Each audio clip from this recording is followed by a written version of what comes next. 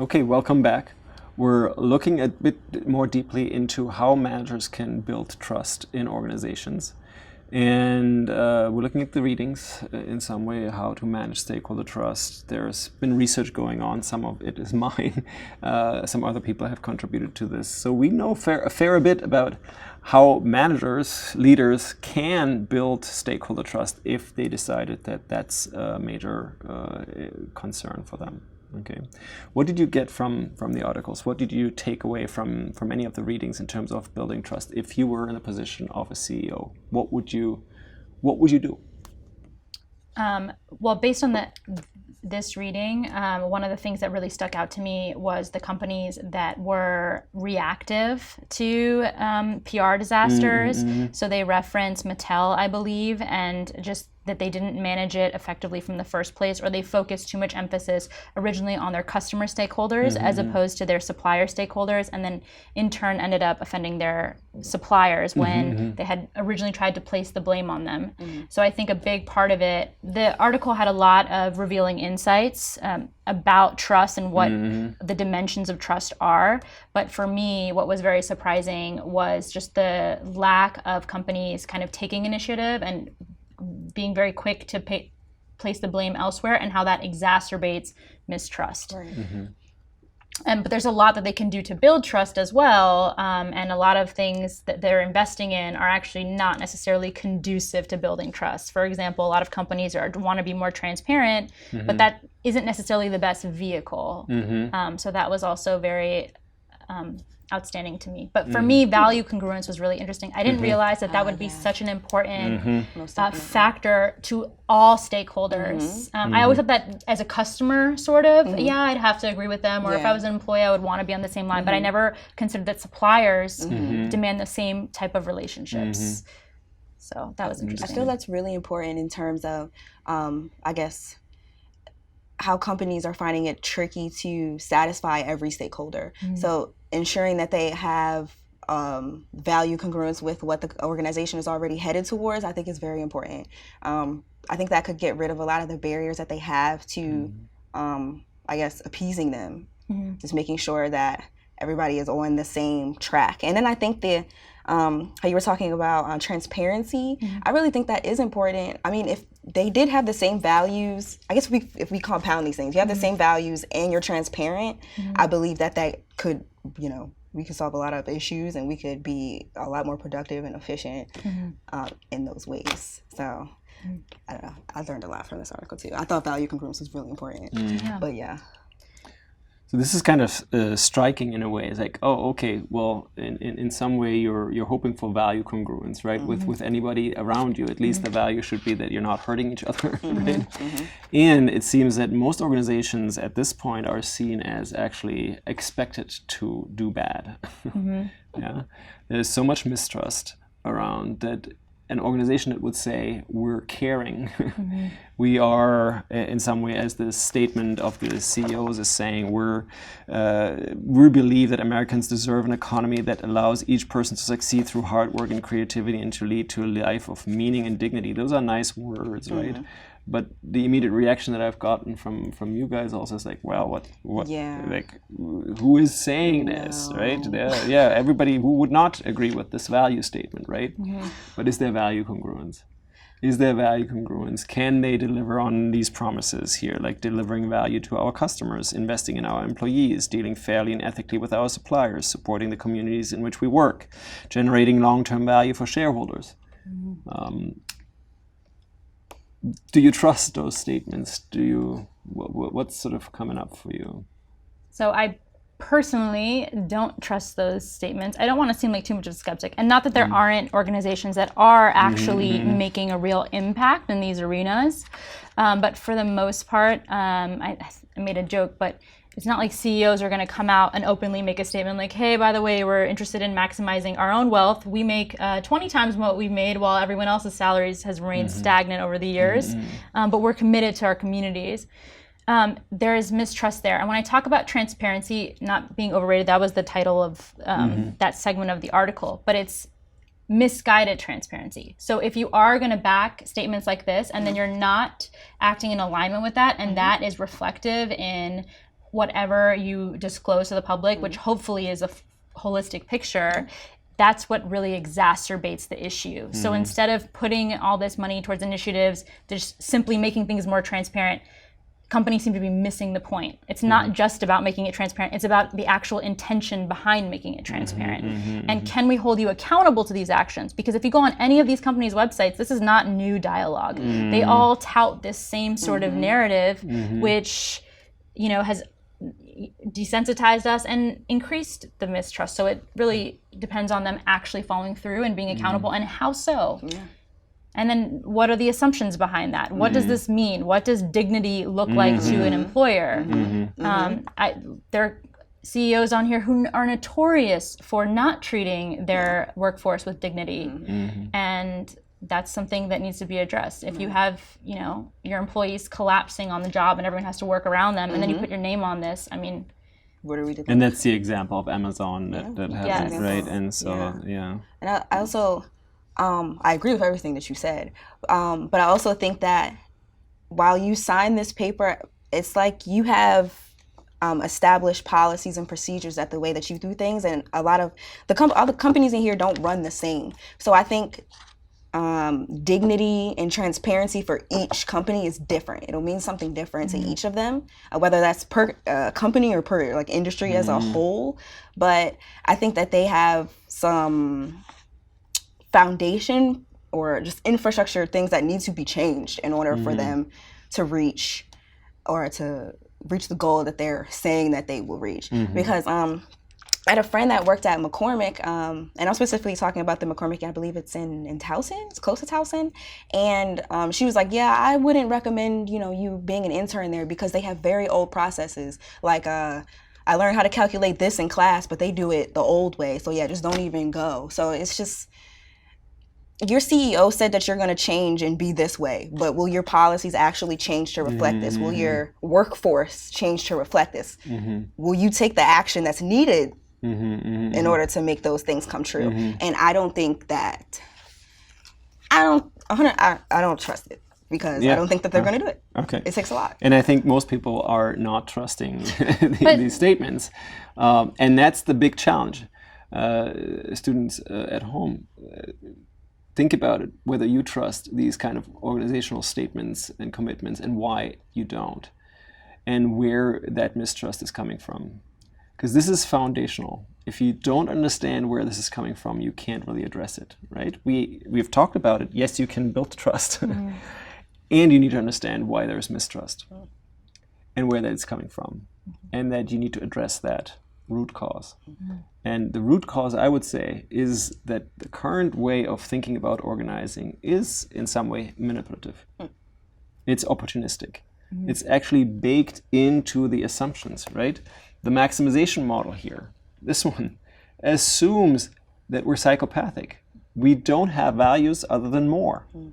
So if I can get more, I'm going to screw you over next time I can. I'm going to make nice sounding promises so that you believe in me, to then be tricked.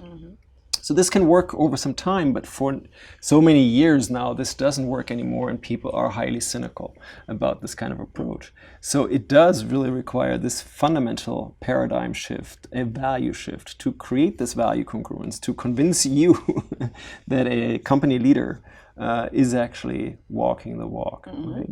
And that's going to be super hard. It's going to be incredibly hard. I think especially, I really feel as though we're just talking about Amazon today. I really feel like they're really just paving the way for, I guess, companies to follow in their lead. But I feel like, let's see, what am I trying to say? A lot of people, even me, I love Amazon. Like, I love, as a consumer, I love ordering from them, and the shipping is awesome. But then, like, behind the scenes, what they do, I don't know if I can stand behind that. So it's kind of hard as a consumer. It's like, I definitely want to order from you, but can I trust you? I don't know. So it's I feel like it's kind of hard as a consumer as well to draw that line and define, I guess, where they fall and their actions to, I guess, push a company as a stakeholder to do better. So So, and maybe Amazon can get away with it, right? They are. Power, market dominance can substitute for trust, Yeah. right? And so many organizations are hoping to gain power so that they don't need trust.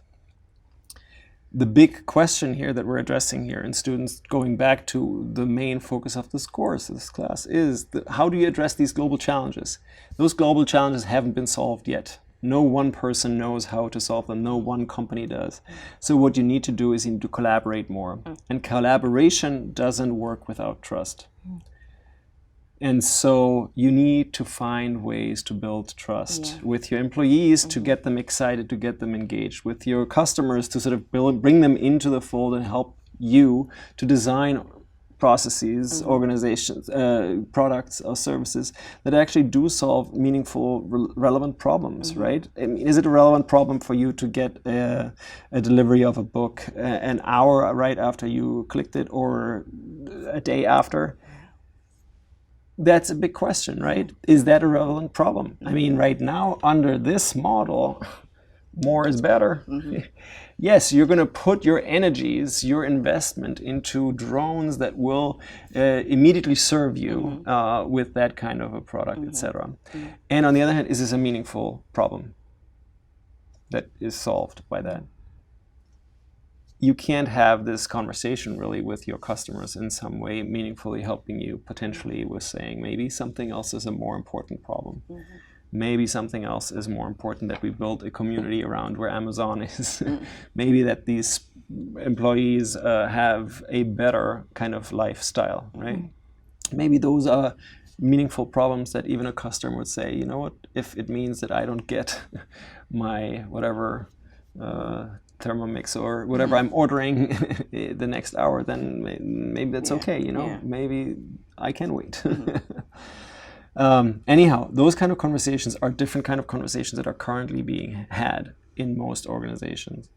And this is where the big pivot comes in. This is where the shift in terms of mindset comes in. This is how you can build trust. When you open up, and if you recall, one of the best ways to build trust is to trust and to be vulnerable. Right.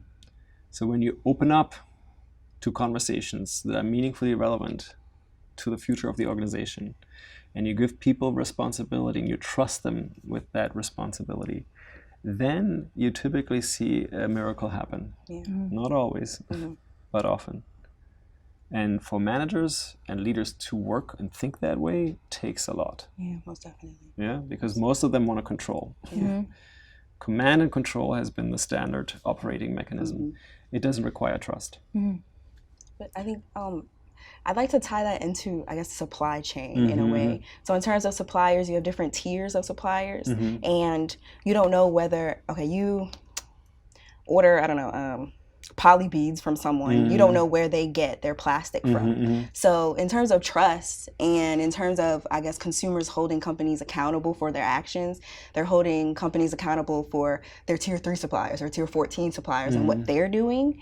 And in terms of, I guess, the suppliers themselves, the trust between them, I think there is a definite lack in trust in terms of, like, us sharing information. Like, there's definitely a balance, there's just a misbalance of information. So lately they've brought up blockchain in supply chain in terms of being able to, I guess, increase transparency. But then the issue that they have with that is security. So you don't want to give your competitor information to do better and then, you know, go to your other supplier and get a better price and such as that. So trust is a big issue, but it's also like the security of your information. What do you want to put out and what can make you vulnerable? And I think one point that's maybe critical in this article is that transparency overall seems to be overrated. Because you don't need transparency if you trust. That's actually the kind of benefit. Is that blind trust? So it's whatever you call transparency, but this kind of blockchain craze is like, okay, full transparency, radical transparency, all these things may be good things, but why? Because they respond to the high level of mistrust, right? It's not because they build trust. It's actually the opposite. It's like it's just like reducing mistrust at best. And so then you don't necessarily build a better relationship with all within the supply chain. You just sort of reduce the frictions that come from higher level mistrust, right? That's very true. I was going to say, not even that transparency is overrated, but the things that companies are choosing to be transparent about are not aligning with their branding or their structure or their overall operations internally and externally, and that's creating a level of mistrust. So before they need to focus 100% of their efforts on transparency, which would obviously be the goal, especially with a new consumer base that is very conscious of how their materials are sourced and whatnot, it's actually redefining the structure of their organization. But nothing has resonated with me more true than trust begets trust from these readings, because I personally had a summer internship through my MBA program. I didn't get a single internship during that summer, and I was very disheartened. And this one IT software developer trusted in me and hired me, even though I didn't have experience with IT digital marketing. And just the fact that they had entrusted me with the job and then given me autonomy made me want to do better, and was sort Live of up to it. Exactly. So it definitely motivated me, and then I trusted in them. It was a mutual relationship. And that's woefully underutilized as a social mechanism. And it's so simple. And you can think about any functioning friendship that you have, any functioning relationship. If that is missing, it's not going to work very well, right? So that's where we come back to foundational human nature, right? We are social beings. Trust helps us. Okay, it can be abused in many ways and has been abused, and therefore we have so much mistrust towards corporate entities, corporate leaders. And I think this is the biggest challenge that we're facing right now, students, and this is where we're going to continue the conversation.